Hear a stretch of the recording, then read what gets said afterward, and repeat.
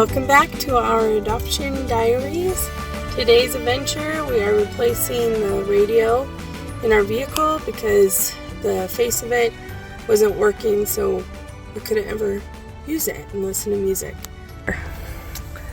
We already took out the old one and started putting in the new one, which some of it was a little bit difficult. Some of the bolts on the side were giving us a hard time, but we were able to, Jeremy was able to get it in there. We were able to do it together.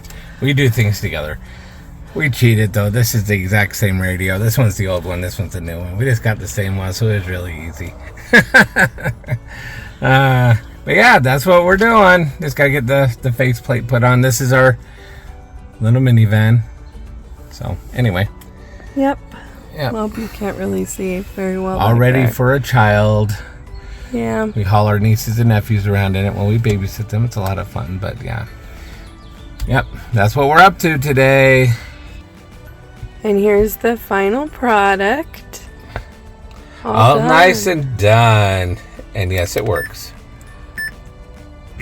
See? Good times. Until next time. See you later.